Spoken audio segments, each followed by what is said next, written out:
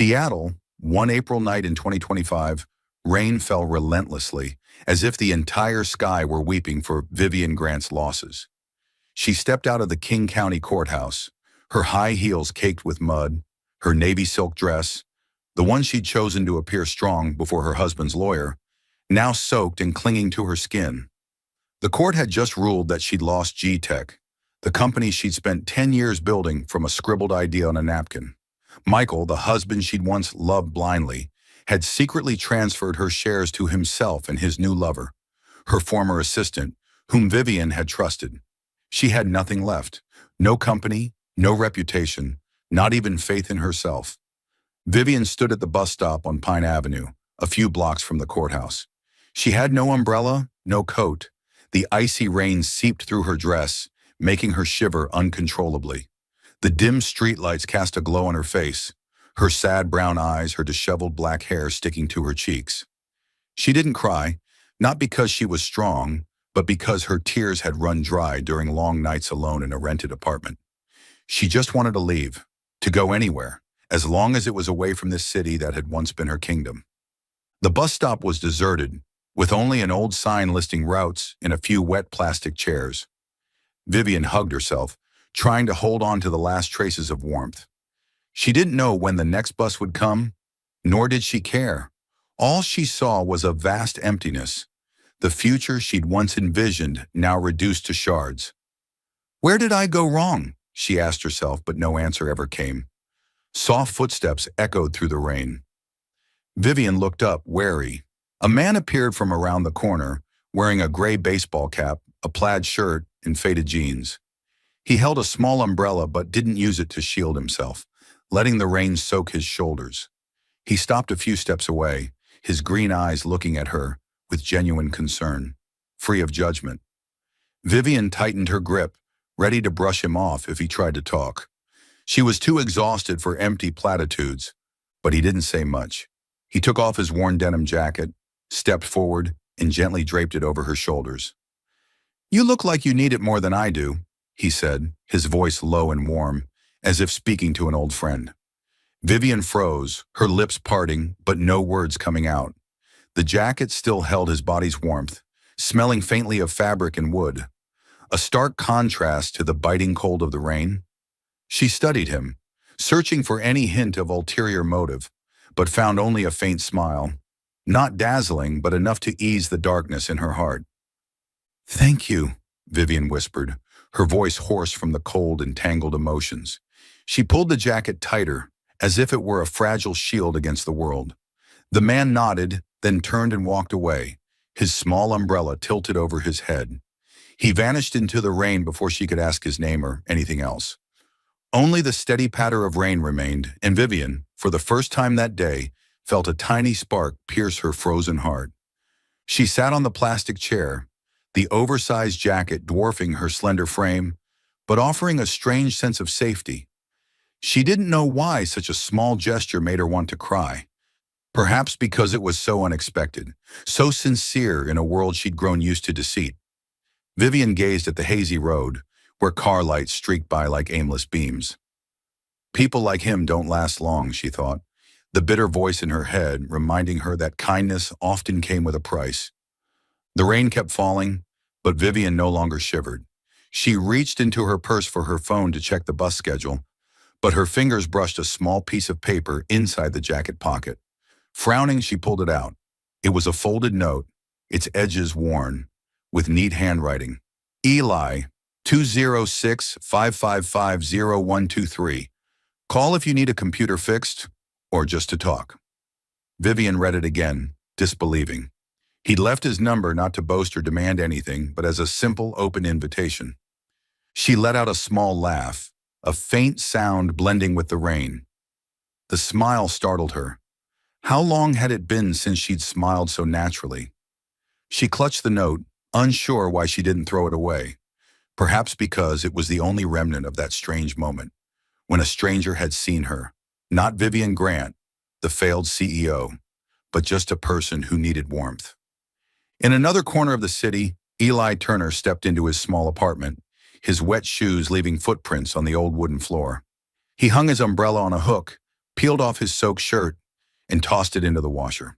The apartment was modest, with just enough room for a worn sofa, a desk cluttered with computer parts, and a few family photos on the wall. He poured a cup of cold coffee from the pot, sat down, and looked out the window, where the rain still raged. Eli didn't dwell on what had happened. He'd seen the woman at the bus stop, shivering and looking like she'd lost everything. He didn't know who she was, nor did he need to. He just couldn't walk by without doing something. She'll probably toss the jacket, he told himself, shrugging. That denim jacket had seen him through 3 winters. Losing it wasn't a big deal. But deep down, he hoped she'd keep it. Not because he wanted to see her again, but because he believed a little warmth could sometimes pull someone out of the dark. He didn't know that. At that moment, the note in the jacket pocket was in Vivian's hands, and their fates had just brushed against each other in a fleeting moment, like a raindrop hitting a lake, sending out ripples they couldn't yet see. Vivian stood as the bus's headlights flickered in the distance. She tucked the note into her dress pocket and pulled Eli's jacket tighter around her. The bus stopped, its doors opened, and she stepped aboard, carrying a feeling she couldn't name. Not hope, but something close. She didn't know where she was going, but for the first time in months, she felt she wasn't entirely alone. The next morning, faint sunlight slipped through gray clouds, illuminating the narrow Seattle street where Vivian woke in a modest hotel room. She sat on the edge of the bed, the stranger's denim jacket, Eli's, as the note had said, neatly folded on a chair. She'd meant to throw it out, but for some reason kept it. The note with his phone number lay on the table, its edges slightly creased from her restless fingers, touching it all night. Vivian stared at the number, her thumb hovering over her phone before pausing. Just to return the jacket, she told herself, though a doubtful voice in her head questioned whether anyone could be that kind without expecting something in return. She took a deep breath and dialed. The phone rang 3 times before a warm, low voice answered. "Hello? This is Eli." Vivian faltered, unused to starting a conversation without a clear purpose. "Hi, I'm the person from the bus stop last night. I want to return your jacket." On the other end, Eli let out a soft chuckle, so genuine it made her pause. "No rush, but if you want, I'm nearby. There's a little coffee shop on Pine, a few steps from the bus stop. You free?" Vivian hesitated. She could mail the jacket or just leave it somewhere. But something in his voice, unpushy, non-judgmental, made her nod, though he couldn't see. "Okay, I'll come." She hung up, put on a simple sweater and jeans, deliberately choosing clothes far removed from her former sharp CEO image. She held the denim jacket in her hands, a reminder that this was just a small errand, nothing more. The Bean and Breeze coffee shop was tucked into a street corner, its glass door fogged with steam and the air rich with the scent of roasted coffee. When Vivian pushed the door open, a wind chime tinkled and she spotted Eli immediately. He sat at a table near the window, wearing a light blue shirt, a cup of black coffee in front of him. He looked up, his smile creasing small lines around his eyes. "You made it," he said, standing to pull out a chair for her. Vivian felt a touch awkward, unaccustomed to such casual chivalry. She placed the jacket on the table, saying quickly, "Thanks again. I didn't want to keep your stuff." Eli shrugged, sliding the jacket toward himself but not picking it up. "It looks better on you than me. Keep it a few more days, no big deal." He ordered a latte for her without asking, as if sensing she needed something warm. Vivian sat, cradling the latte, its heat soothing the lingering chill in her chest. "I'm Vi," she said, choosing a short, harmless name. She didn't want to be Vivian Grant, not today. They started talking, at first just small talk. Eli shared about his neighborhood on Seattle's outskirts, where neighbors still brought each other cookies and held weekend barbecues. "Out there, people don't pretend to be someone they're not," he said, his eyes lighting up. "If you need a pipe fixed or just want a beer, someone's always got your back." Vivian listened, surprised by how he spoke of life with such simple appreciation. She was used to tense boardrooms where everyone wore masks to claw for power. Eli's world sounded like a fairy tale. Beautiful, but hard to believe. "Sounds peaceful," she said, her tone tinged with skepticism. Eli tilted his head as if catching something in her response. "Peaceful, but not perfect." I just think everyone deserves a new day, you know? No matter how bad yesterday was. His words touched a raw spot deep inside Vivian, where she'd locked away her pain. She looked down at her latte, afraid that meeting his eyes would reveal how much she was trembling inside. Eli didn't press her to share about herself. He just talked more about his computer repair job, about the time he accidentally wiped a client's hard drive because he forgot to back it up, and how he learned mistakes weren't the end. Vivian laughed, her first real laugh in weeks, and it startled her. "You seem forgiving," she said, unsure if she meant him or herself. Eli shrugged. "Maybe, or I just don't like holding on to things that weigh me down." The conversation lasted longer than Vivian planned. She lost track of time, ignoring her phone buzzing in her bag. When Eli stepped away to grab another glass of water, she checked her messages. A text from Claire, her old assistant, popped up. "Vivian, you need to come back to G-Tech. Michael's screwing everything up. Don't let all your work go to waste." Vivian gripped the phone, feeling an invisible hand pulling her back to her old world, where she'd been a queen, but also a prisoner. She turned the phone off, stuffed it in her bag, and decided that today, she didn't want to be Vivian Grant. She wanted to be Vi, just for a little while. When Eli returned, he didn't ask about the fleeting tension on her face. He just slid a small plate of cookies across the table, saying, "You should try these.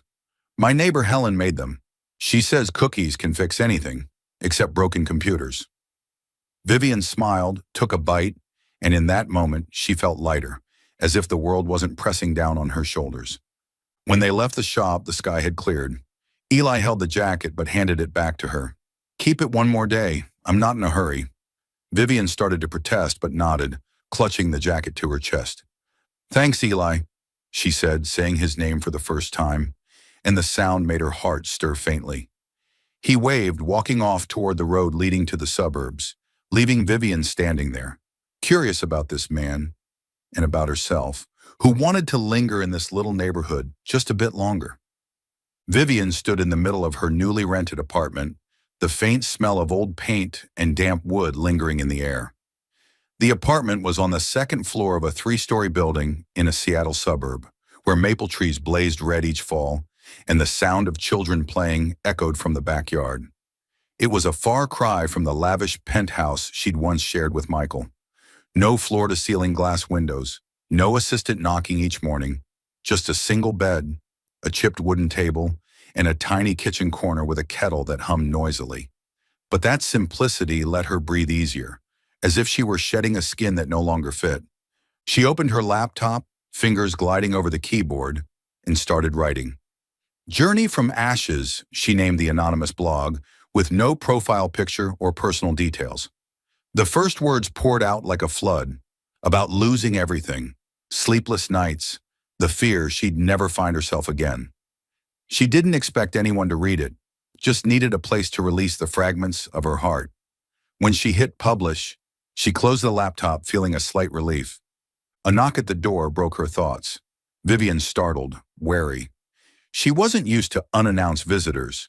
Through the peephole, she saw Eli, holding a small toolbox and a foil-covered plate of cookies.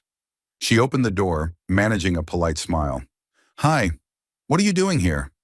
Eli shrugged, his familiar smile easing the air. "Heard your outlet's busted. Mrs. Helen told me to check it out. Oh, and these are her cookies. She doesn't let anyone go hungry." He handed her the plate, the warm scent of cinnamon and vanilla making her stomach rumble. Eli stepped inside, quickly locating the burnt outlet in the kitchen. He worked neatly, fixing it while recounting the time he, overconfidently, wrecked Mrs. Helen's entire lighting system. Vivian leaned against the doorway, smiling despite herself. Something about Eli, his effortless sincerity, made her want to listen, though she kept her distance. When he finished, she offered him a glass of water, and they sat at the kitchen table sharing the cookies. "Who's this Mrs. Helen, so thoughtful?" Vivian asked. Eli grinned. "She's like the neighborhood mom. Taught school for 30 years, now retired, but still looks after everyone. You should meet her." Vivian didn't plan to agree, but when Mrs. Helen appeared at the door, her eyes twinkling behind round glasses, Vivian couldn't say no. "Vi, right. I'm teaching painting to the kids at the community center tonight. Come help out? They love new faces. Vivian shook her head, claiming she wasn't good with kids, but Mrs. Helen's warm gaze made her nod reluctantly. That evening, the community center, an old brick building with weathered walls, glowed with light. Kids ran around the room, hands smeared with paint. Vivian stood in a corner, awkward with a brush in hand, until a 7-year-old girl with 2 braids tugged at her shirt. "Miss, help me draw my dream house." The girl, Mia, spoke with bubbling excitement. Vivian knelt, helping Mia paint a small house with a chimney and a flower garden. Mia shared that she wanted a home, always warm, where no one fights. Her innocent words struck Vivian, stirring memories of the days she dreamed of a home, before ambition and Michael swallowed that dream. When the class ended, Mia hugged Vivian, whispering, "You draw so good. Come back tomorrow, okay?" Vivian smiled, her heart softening a fraction. She glanced around, spotting Eli at the door, stacking chairs with Mrs. Helen. He caught her eye, giving a thumbs up as if in praise. Vivian looked away, shy, but couldn't deny the warmth spreading inside her. Walking home, she thought of Mia, Mrs. Helen, this neighborhood, where people seemed to treat her kindly without needing to know who she was. Yet fear lingered, whispering that opening her heart would only lead to more hurt. The next morning, Vivian opened her laptop, intending to write another blog post. She froze when she saw her first post had over 200 views, with a few comments from strangers. "Thanks for speaking for me. Don't give up." An anonymous user had shared it on an online forum, making it spread quickly. Vivian shut the laptop, her heart pounding. She was thrilled her words were heard, but anxious. If someone recognized her as Vivian Grant, everything could collapse. One weekend afternoon, golden sunlight spilled across the neighborhood. Vivian stood in Mrs. Helen's backyard, awkwardly wielding a small shovel as Eli guided her.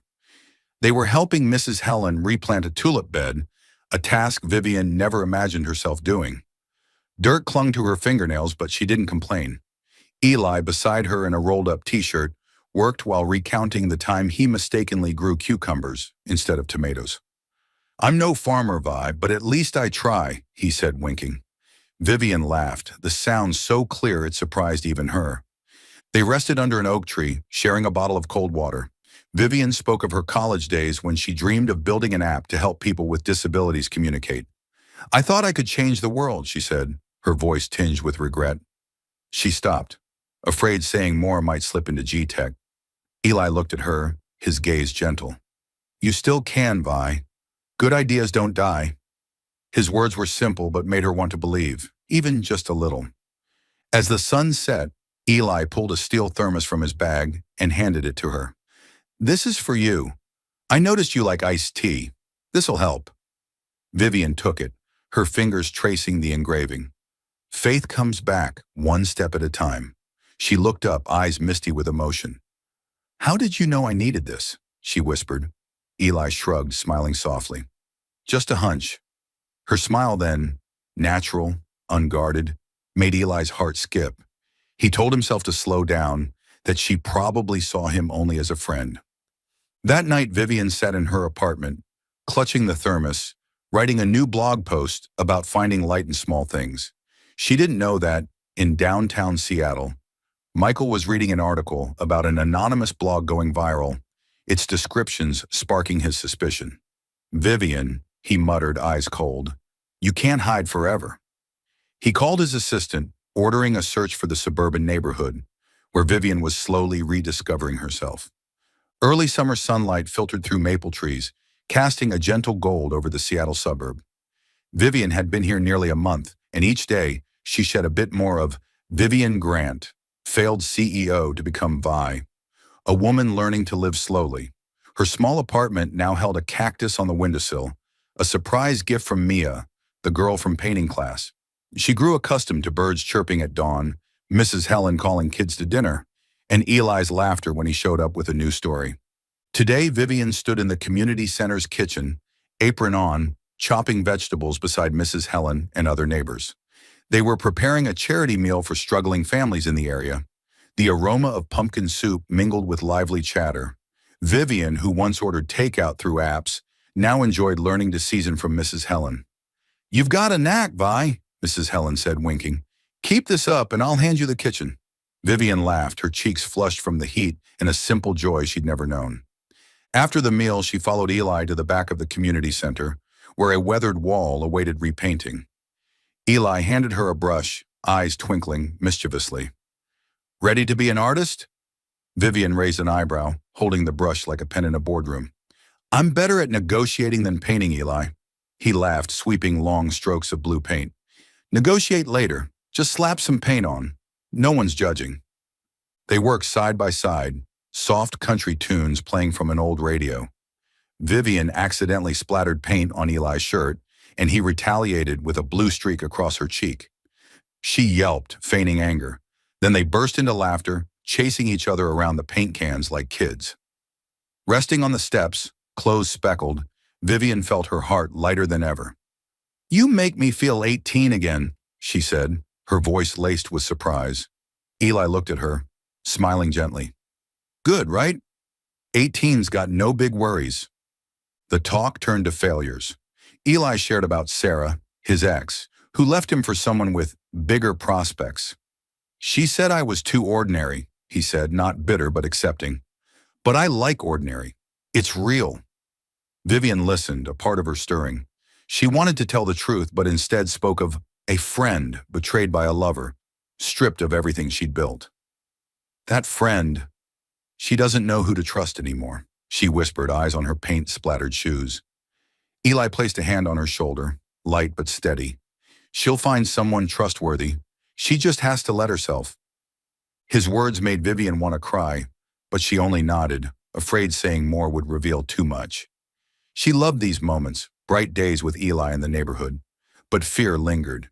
If he knew she was Vivian Grant, would he still look at her the same? That evening, Vivian checked her blog, Journey from Ashes. She froze, seeing thousands of views with comments brimming with emotion. "Your post made me cry. Keep going. You're not alone."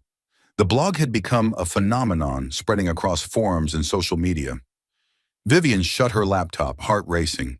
She wanted to keep writing, but feared the spotlight would find her, shattering this fragile sanctuary. Mrs. Helen's backyard glowed with paper lanterns strung on ropes, twinkling like tiny stars against the suburban Seattle sky. The weekend BBQ turned the neighborhood into one big family, the smoky aroma of grilled meat mingling with roasted sweet potatoes and bursts of laughter.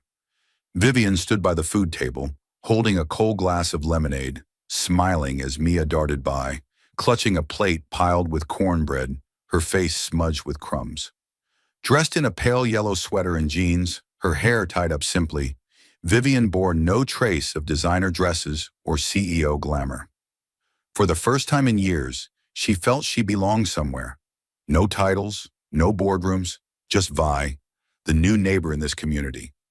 Mrs. Helen passed by, resting a hand on her shoulder, eyes sparkling behind round glasses. "You're brightening this place up, Vi," she said, her voice warm like an embrace. Vivian smiled, cheeks flushing, a cozy feeling spreading through her. She glanced at the yard where Eli was flipping meat on the grill, his blue shirt sleeves rolled up, revealing tanned, strong arms. He looked up, catching her eye, and his smile, gentle, genuine, made her heart skip. She turned away quickly, telling herself they were just friends, but she couldn't deny the flutter whenever he was near. Wanting to escape the thought, she stepped into the kitchen for more napkins, savoring a moment of quiet amid the country music and laughter outside.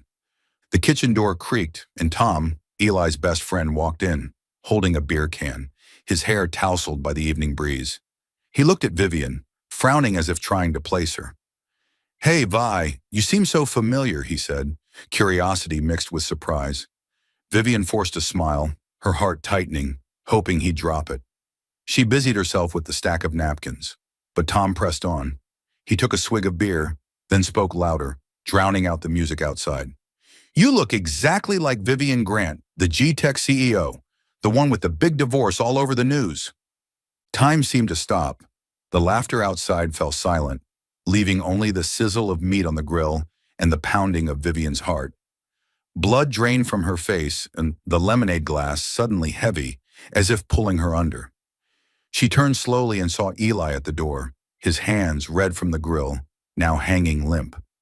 His green eyes met hers, flashing confusion, then shifting to something deeper, hurt, as if the woman he knew had become a stranger. "Is Tom right?" he asked, his voice low but sharp, cutting through the stifling silence. Every eye turned to Vivian. Mrs. Helen stopped chopping vegetables. Mia stared, clutching her cornbread, and the neighbors she'd grown fond of looked at her with curiosity tinged with doubt. She wanted to run, like she had in tense boardrooms, hiding pain behind a polished smile. But this time she stood still, took a deep breath, and felt her chest expand. "Yes," she said, her voice steadier than she expected, though her heart ached. "I'm Vivian Grant." Silence fell, heavy as a lead blanket. Eli said nothing, just stared, his eyes searching for Vi, the woman who'd laughed with him while painting walls, who'd shared cookies with Mrs. Helen, in the shadow of Vivian Grant, a name tied to headlines and scandal. Tom mumbled an awkward apology, rubbing his neck, realizing he'd broken something. The party's warmth turned stiff, joy replaced by unease. Vivian felt her heart constrict, as if an invisible thread between her and Eli had been stretched taut, ready to snap. She feared his gaze would grow distant, that the sincerity she cherished would vanish like smoke. I didn't mean to hide it forever," she said, but her words felt frail, like an excuse too weak to convince even herself. Eli nodded, but his eyes held a conflict, as if wrestling between trust and disappointment. He turned back to the grill, quietly resuming his work, his shoulders tense. Vivian stood there, feeling she'd lost something precious. Mrs. Helen stepped forward, taking her hand gently, her voice soft but firm. "Don't worry, dear. Truth is hard at first, but it'll lead you where you need to be." Vivian nodded, but inside she wasn't sure if truth was enough to keep her in this place she'd started to call home. As the party wound down, the lanterns dimmed and neighbors trickled out, a sleek car pulled up in front of Mrs. Helen's house, its headlights slicing through the dark. Claire, Vivian's former assistant, stepped out, her sharp black business dress stark against the neighborhood's simplicity. She strode toward Vivian, heels clicking on the path, her eyes cold but determined. "Vivian," Claire said, skipping pleasantries, "you need to come back to Seattle. G-Tech's collapsing, and Michael says only you can save it.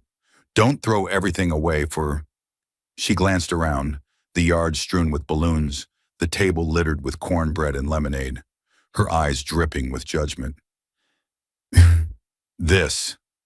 Vivian froze, clutching the now cold lemonade glass. The weight of her old world, boardrooms, contracts, camera flashes, crashed over her like a wave, tearing her in two. On one side was G-Tech, where she'd been a queen, now just ruins of her past. On the other was this neighborhood Eli, and the bright days she barely dared believe could last. She looked at Claire, then glanced at Eli, still by the grill, quietly cleaning, as if he hadn't heard. But she knew he was waiting, not for her answer to Claire, but for her answer to him, to the Vi he trusted. Rain returned to Seattle, not torrential like the night Vivian met Eli, but enough to blur the streetlights and drape the suburban neighborhood in a quiet gloom. Vivian sat on the floor of her small apartment, an open suitcase before her, clothes and personal items stuffed in haphazardly. She'd planned to leave, not because she wanted to, but because she didn't know if she could stay after what happened at the BBQ. Eli's gaze, his silence when she admitted she was Vivian Grant, cut into her like a sharp blade. She feared the sincerity she'd found in him, in this neighborhood, was just an illusion that would dissolve once the truth was out. She paused, staring out the window where rain streaked the glass. Her phone had been buzzing since morning, not from Eli, but from unknown numbers and reporters' texts. Her blog, Journey from Ashes, had been unmasked. A morning article headlined "Former G-Tech CEO Anonymously Pens Confessional Blog" had thrust her back into the spotlight she tried to escape. "Where is Vivian Grant now?" it asked, with guesses pointing to the suburb. She turned off the phone, but the feeling of being hunted choked her. A message from Michael that morning had made things messier. "Vivian, I need you back at G-Tech. Advisory role, just in name. You're still the face of the company. Don't let emotions ruin what we built. His offer sounded like an invitation, but Vivian knew better. It was a trap to drag her back to a world of fake smiles and cold contracts. She hated how he said "we," as if he hadn't stolen everything. She shoved a sweater into the suitcase, then stopped when her hand brushed Eli's denim jacket, still tucked in a corner of the closet from when she'd meant to return it. She pulled it out, holding it close, the faint smell of old fabric and wood stirring memories. The rainy night at the bus stop, painting walls with laughter, the thermos with its hopeful engraving. She rummaged through the pocket, finding the worn note, Eli 206-555-0123. Call if you need a computer fixed, or just to talk. She read it over and over, and for the first time in days she cried. Not from despair, but because she realized she didn't want to leave him. Didn't want to lose the bright days he'd brought her. A soft knock sounded at the door. Vivian wiped her tears and opened it to find Mrs. Helen, holding a dripping umbrella. Saw your light on, she said, her voice gentle. Can I come in? Vivian nodded, letting her inside. Mrs. Helen glanced at the suitcase, then at Vivian, her eyes seeing through every fear. You planning to go, Vi? Vivian looked down, silent. Mrs. Helen sat on a chair, taking her hand. I don't know your whole story, but I've seen how you smile with Eli, how you play with Mia. Don't let fear steal the best thing you've got, dear. Her words cracked the ice around Vivian's heart. I'm scared if I stay, I'll ruin everything, she whispered. He doesn't need someone like me. Mrs. Helen shook her head. Don't you see how his eyes light up when he looks at you? Don't decide for him. She stood, leaving a plate of freshly baked cookies, and walked out, leaving Vivian with her tangled thoughts. A few blocks away, Eli sat in his apartment, the computer screen's glow lighting his face. He wasn't working, just staring at an old photo of his dad, who taught him kindness was always worth it. But tonight he wondered if he was good enough for someone like Vivian, a CEO from a world he'd never touched. He wasn't angry she'd hidden the truth, but it made him feel small, like everything he'd offered was just temporary. The rain fell harder, drumming steadily on the roofs of the Seattle suburb, a mournful melody blending with Vivian's racing heartbeat. She stood at Eli's door, her dark green sweater soaked and clinging to her, black hair plastered to her cheeks, raindrops rolling down her chilled face. She'd walked from her apartment without an umbrella, as if wanting the rain to wash away the fear and doubt that had trapped her since the fateful BBQ. Her hand trembled as she raised it to knock, heart pounding, unsure if Eli would still want to see her after learning the truth. That she was Vivian Grant, not just Vi, the simple neighbor he knew. The door opened, and Eli stood there in a gray t-shirt and jeans, the light from a desk lamp casting shadows on his face. His green eyes flickered with surprise, then softened as he saw her shivering in the rain. Vivian, he said, his voice hesitant, as if unsure which name to use. She shook her head, stepping inside before he could invite her, unwilling to stay out a second longer. Rain dripped from her onto the wooden floor, pooling in small patches. Eli, I'm sorry, she said, her voice hoarse from the cold and surging emotions. I didn't mean to hide from you. I was just scared that if you knew who I was, you'd see me differently. She stood in the middle of his small apartment, where the scent of coffee and old wood mingled, where family photos hung on the walls and computer parts cluttered the desk. This was a place she'd once felt safe, and now she feared she'd lost it. Eli closed the door but said nothing, just looked at her with unwavering sincerity. Vivian took a deep breath, forcing herself to go on. I was the CEO of G-Tech, she said, her voice shaking. I built it from nothing, but Michael, my ex-husband, betrayed me. He had an affair, took the company, and left me with nothing. I came to this neighborhood as a fugitive, Eli. I didn't think I deserved your kindness, or anyone's. She stopped, waiting, for anger for him to turn away, or at least to look at her with distance. But Eli only stepped closer, the space between them shrinking.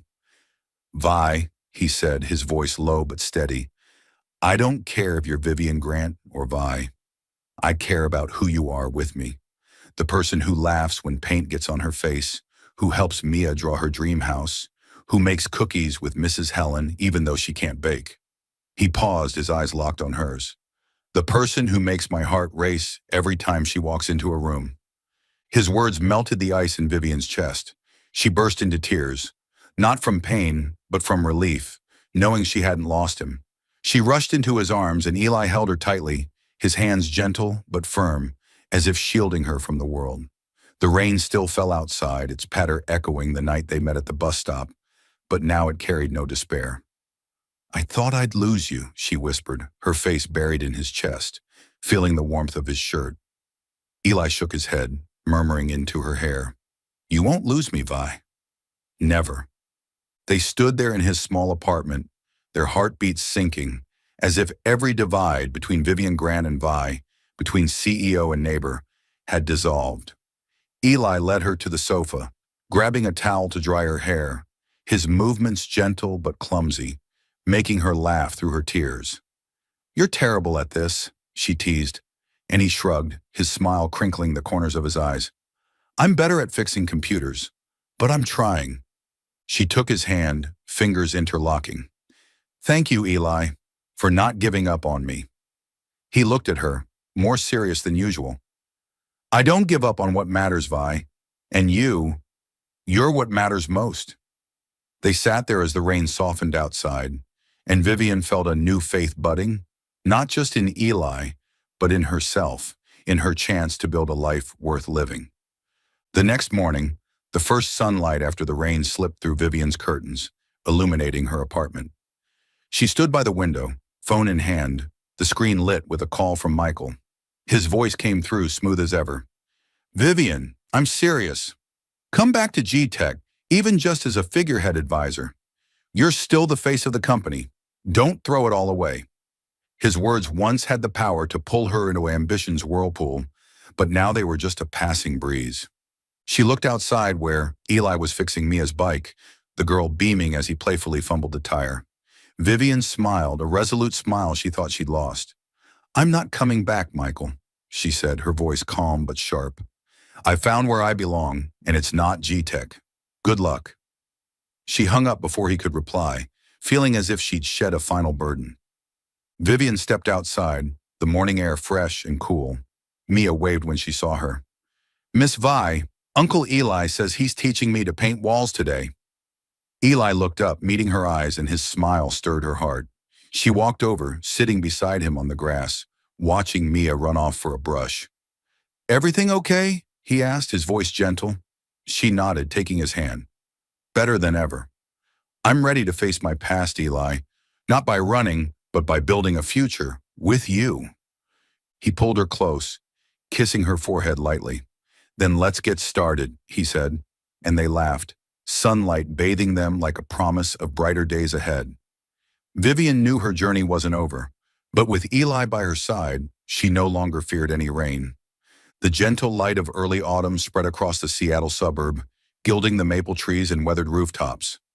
Vivian sat in a small room at the community center, a laptop and a whiteboard covered in notes before her.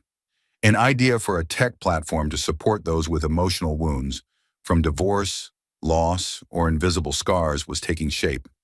She called it Beacon, hoping it would be a lighthouse for those lost, as she once was. Eli sat across from her, holding a coffee mug, listening as she explained how the app would connect users to support groups and experts. He wasn't tech-savvy, but his eyes lit up whenever she spoke of helping others. "It could work like this," Vivian said, pointing to a diagram on the board. "Users sign up anonymously, share their stories, and get matched with others who've been through similar things, like my blog, but bigger." Eli nodded, jotting down ideas for integrating Beacon into the community center's activities. "I like it," he said. "The center could host in-person meetups. Mrs. Helen would be thrilled." Vivian smiled, feeling his support like a steady anchor. In the weeks since they reconciled in the rain, she'd come to see Eli not just as the man she loved, but as a partner who made her believe she could make a difference. But not everything was smooth. The media hadn't let go of Vivian. After her blog, Journey from Ashes, was exposed, reporters kept calling, some even lurking near the neighborhood with cameras, hunting for former CEO Vivian Grant. A recent article dubbed her the runaway CEO, with cruel comments suggesting she was playing humble for public sympathy. The piece angered Vivian, but deeper was her fear that this attention would harm her project and the neighborhood she cherished. She tossed her phone on the table, sighing. They don't get it, Eli. Beacon isn't a stunt or PR. It's my heart. Eli rested a hand on her shoulder, his voice low and firm. They don't get to define you, Vi. This is your idea from your heart. I'm here no matter what. His words were a cool breeze, easing some of the pressure. But challenges didn't end with the media. An email from G-Tech's lawyers arrived that morning, demanding she sign a non-disclosure agreement, implying they'd sue if she used any ideas from her CEO days. Vivian knew this was Michael's move, her ex-husband, trying to pull her back into his shadow. They think they can control me forever, she said, her voice edged with bitterness. Vivian knew she needed to do something bigger to break free of the past. That night, in her small apartment, she opened her laptop and wrote a new blog post, this time not anonymously. I am Vivian Grant, she began, and this is my real story of failure, pain, and how I found myself again through kind people. She wrote of the rainy night at the bus stop, the neighborhood that welcomed her, the man who gave her a jacket, not naming Eli, but letting love shine through every line. She wrote about Beacon, her dream to help others find light as she had. When she hit publish, she trembled, not from fear, but from freedom. The post spread quickly, drawing thousands of comments from strangers saying her story gave them hope. One afternoon, as Vivian and Eli checked progress on the community center's renovations, now with a new classroom and playground, a figure appeared at the door. Claire, Vivian's former assistant, stood there, no longer the sharp-edged woman from their last meeting. She wore a simple coat, her eyes hesitant. Vivian, I read your blog, Claire said. I was wrong to push you back to G-Tech. I see what you're doing with Beacon, and I want to help, if you'll let me. Vivian was stunned. She'd thought Claire had chosen Michael, had become part of the world she'd left behind. But now she saw a new sincerity in the woman, as if Claire, too, was trying to right her wrongs. After a moment's silence, Vivian nodded. Thank you, Claire. I could really use someone like you. Claire smiled, her eyes bright with relief. From then on, she became an unexpected ally, bringing expertise in interface design and media strategy to Beacon. She worked with Vivian, suggesting ways to make the app more user-friendly, and even connected with volunteer psychologists. Eli teased that Claire was Vi's more serious twin, making all three laugh. They worked tirelessly, from lively meetings at the community center to late nights in Vivian's apartment, fueled by Mrs. Helen's cookies. Eli helped by rallying neighborhood volunteers, from Tom, who wired the new electrical system, to Mia, who drew a lighthouse logo for Beacon. The project became a communal effort, and Vivian felt her old confidence return. Not the arrogance of a CEO, but a belief in creating change from the heart. One evening, as they sat on the center steps, the horizon ablaze with sunset, Eli looked at her, his voice full of pride. You're doing something huge, Vi. I'm proud to be part of it. Vivian took his hand, her heart full. I couldn't have done it without you, Eli. You're my lighthouse. He smiled, pulling her close, and they sat there, basking in the peace of a journey beginning to bloom. Seattle's largest tech conference unfolded in a gleaming convention center, its glass walls reflecting dazzling lights as hundreds gathered, startup founders to seasoned investors. Vivian stood on stage wearing a simple blue dress, her black hair loose and natural. No trace of the Ice Queen who once ran G-Tech. She wasn't here to flaunt achievements or reclaim fame. She was here to share her story, Beacon's story, and the people who helped her rediscover herself. In the front row, Eli sat in Tom's borrowed suit, slightly tight at the shoulders, but not dimming his radiant smile.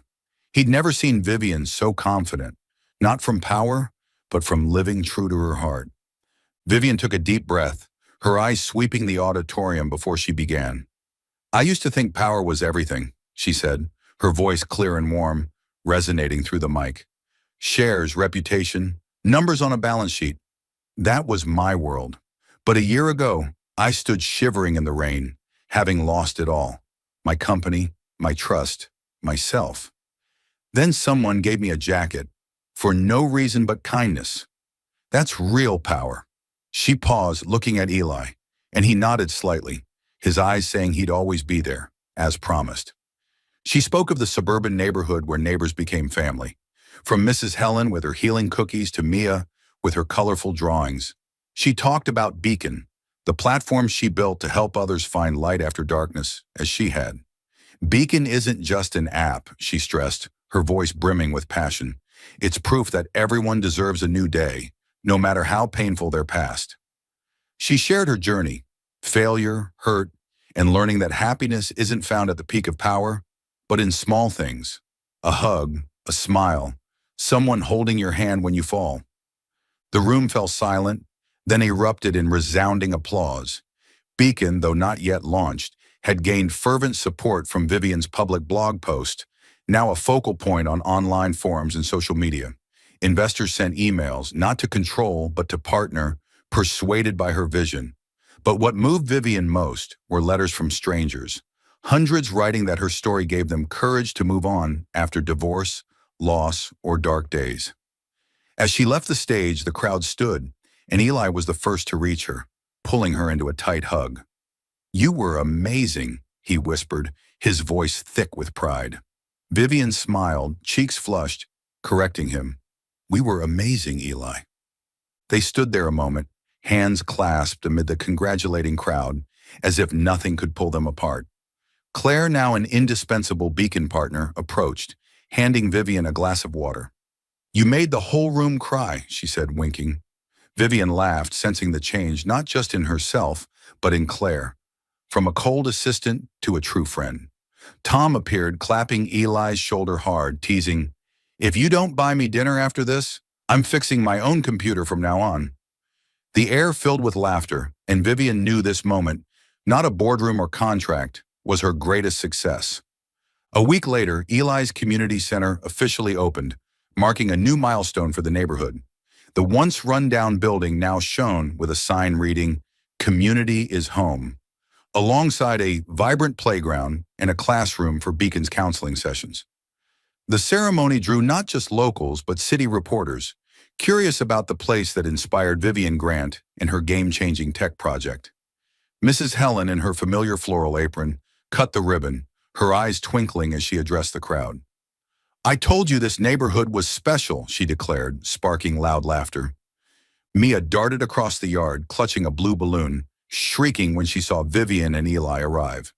"Miss Vi, Uncle Eli, this is our new home," she cheered, tugging them to see her lighthouse painting hung in the classroom. Claire stood beside Vivian, proud as she saw Beacon's logo on promotional materials. She whispered, "You've changed everything, Vivian." "I'm glad to be part of it." Vivian squeezed her hand, replying, "We did it together, Claire." Eli took Vivian's hand, leading her to the yard where people gathered around outdoor tables. He looked at the scene, Mrs. Helen's storytelling, Tom arguing with a neighbor about grilling, kids running wild, and smiled. "Who knew a jacket would lead to this?" he said, winking at Vivian. She laughed, resting her head on his shoulder, feeling her heart could hold no more joy. "You didn't just give me a jacket, Eli. You gave me a world." As the sun set, golden orange light bathed the neighborhood. Vivian and Eli stood side by side, gazing at the community center glowing like a true lighthouse. They didn't say much, just held hands, knowing they'd found each other themselves. And most importantly, the belief that love and kindness could change everything. Tucked in Vivian's pocket was a draft letter from a publisher. They wanted to turn her blog into a book. But today, she just wanted to live this moment fully, with Eli and her new family. Rain fell on Seattle again, gentle but persistent, a reminder of days gone by.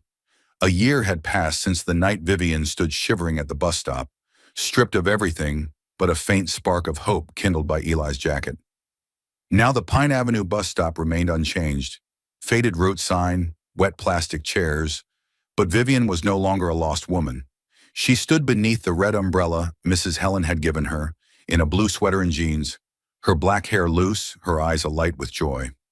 Eli had asked her to meet here, saying he wanted to tell her something, but his hesitant tone on the phone left her curious and nervous. She glanced at her watch, then looked up as Eli approached from the corner. He carried no umbrella, his plaid shirt damp with rain, but his smile warmed the chilly drizzle. "You're 5 minutes late," Vivian teased, tilting her umbrella to cover him. Eli shrugged, his eyes twinkling. "Had to make sure everything was perfect." She frowned, not understanding, but her heart raced as he took her hand, pulling her from under the umbrella. Light rain speckled their shoulders, but Vivian didn't care. Something in his gaze, tender, resolute, made her forget the cold.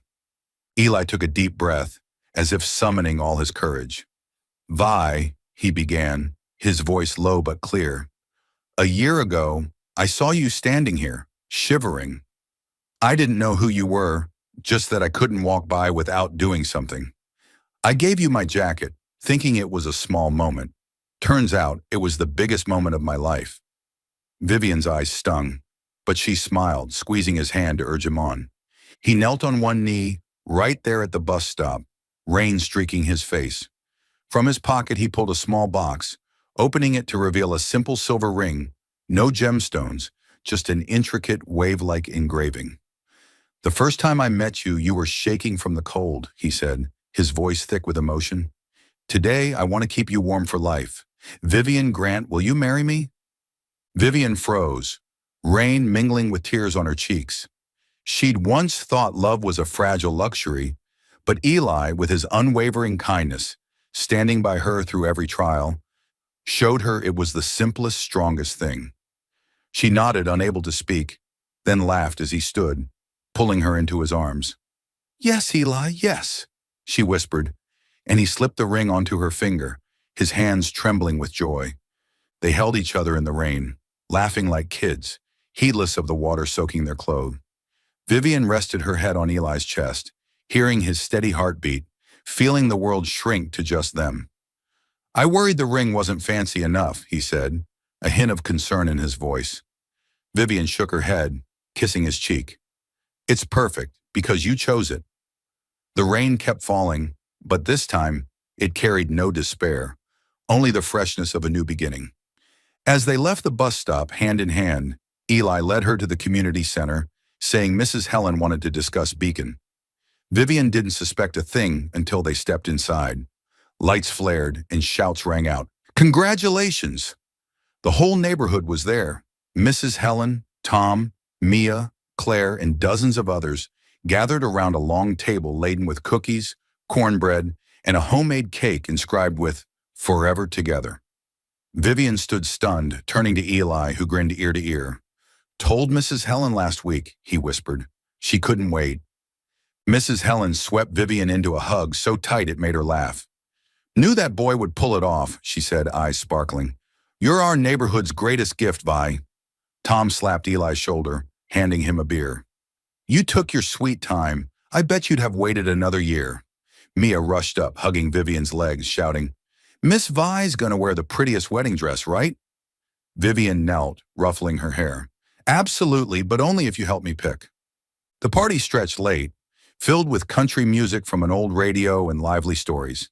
Claire, now Vivian's close friend, raised a glass, saying Beacon wouldn't be here without their love. Vivian held Eli's hand, feeling the cool ring on her finger, knowing she'd overcome every challenge, not just to find herself, but to find a family, a true home. As guests trickled out, Vivian and Eli stood in the yard, under the last glowing lanterns. The rain had stopped, leaving a starlit sky. "I never thought I could be this happy," she said, leaning into him. Eli kissed her forehead, whispering, "Me neither, Vi. I'll do everything to keep that smile on your face." They stood, wrapped in each other, joy overflowing, knowing they'd face whatever came together. Spring 2026 bathed Seattle in radiant gold, as if the city itself blessed Vivian and Eli's big day. The community center, once a weathered shell, now pulsed with life, freshly painted walls, blooming tulip gardens, and a playground alive with children's laughter. Today it hosted their simple yet heartfelt wedding, adorned with white ribbons strung on trees and long tables brimming with cornbread, cookies, and flowers prepared by Mrs. Helen and neighbors. Vivian stood in a small room behind the center, wearing a knee-length white dress chosen with 8-year-old Mia's eager help. Claire adjusted the thin veil in her hair, smiling. "You look stunning, Vivian. Eli's gonna faint." Vivian laughed, grasping Claire's hand. "Thanks for being here. For everything." Mia burst in, clutching a bundle of wild daisies, shouting, "Miss Vi, it's time!" Vivian took a deep breath, her heart racing, not from nerves but pure happiness. Outside, Eli stood with Tom, his reluctant best man, fussing with his tie awkwardly. In a navy suit, his brown hair neatly combed, Eli's familiar easy smile remained. As violin music, played by a neighbor, swelled, everyone turned, and Eli's breath caught when Vivian appeared. She wasn't beautiful for her dress or the sunlight in her hair, but for the love and trust in her eyes, something he once thought he'd never have. Mrs. Helen, officiating, stood between them, her voice warm. "Today we're here to witness the love of two people who've made this neighborhood a bigger family." Vivian and Eli held hands, exchanging vows. Eli went first, his voice steady. "Vi, I promise to always be the one who gives you a jacket, rain or shine, good days or bad. I promise to love you, respect you, and make you laugh every day." Vivian smiled, eyes misty with joy. "Eli," she replied, "you showed me what love is. Home, hope. I promise to stand by you, share every dream, and keep you warm as you've done for me." They exchanged rings. Eli's simple silver band now paired with one for him, engraved with "one step at a time," a nod to their journey. As Mrs. Helen pronounced them married, Eli drew Vivian into a kiss amid cheers and applause. Mia tossed daisies into the air, Tom whistled, and Claire wiped tears, whispering to Mrs. Helen, "I've never seen her this happy." The reception brimmed with laughter. Tables overflowed with neighborhood dishes, from Mrs. Helen's pumpkin soup to Tom's cornbread. Country music played, and Eli pulled Vivian to dance, admitting he only knew basic steps. She laughed as he spun her, her dress flaring. "You're a terrible dancer," she teased. "But I love this terrible dancer," he replied, kissing her forehead. Mid-party, Vivian and Eli shared news. The community center would expand into a support network, partnering with Beacon to bring counseling and activities to more Seattle neighborhoods. "We want everyone to have a place to heal," Vivian said, her hand in Eli's. The crowd cheered, and Mrs. Helen raised her lemonade glass. "To Vi and Eli, who make us believe in good things." Vivian looked around, Mia sketching a wedding gift, Claire chatting with Tom, Mrs. Helen hugging everyone like a mother. This neighborhood wasn't just where she found Eli, but where she found family. A year ago, she thought she'd lost everything. Now she had more than she'd ever dreamed. Late afternoon, after guests left, Vivian and Eli walked to the Pine Avenue bus stop where it all began. Warm sunlight shone, no rain, just spring's gentle breath. They sat on the old plastic bench, hands clasped, their rings glinting. "Did you ever think we'd get here?" Vivian asked, resting her head on his shoulder. Eli smiled, stroking her hair. "No, but that night I gave you my jacket. I knew I wanted to see you again." Vivian pulled a newly published book from her bag, its cover reading "Journey from Ashes" with her name, Vivian Grant, in bold. Her blog had become a book, selling thousands and inspiring millions worldwide. She opened the first page where she'd written, "To Eli, who gave me a new day." He read it, eyes shining, then pulled her into a hug. "You make me proud every day, Vi." They sat under the warm sun, watching buses pass, saying nothing more. Words weren't needed. They'd found each other, love, and a vow to endure. In the distance, the neighborhood echoed with children's laughter, a song of hope closing their journey, complete and radiant. Thank you for following this heartfelt story of Soul Stories channel. Share your thoughts about the story in the comments below. If you believe that true love can withstand all trials and sometimes begins in the simplest of ways, don't forget to hit the like button and share this story with your friends. To never miss out on touching and meaningful stories, subscribe to our channel and help us spread messages of love and warmth to everyone.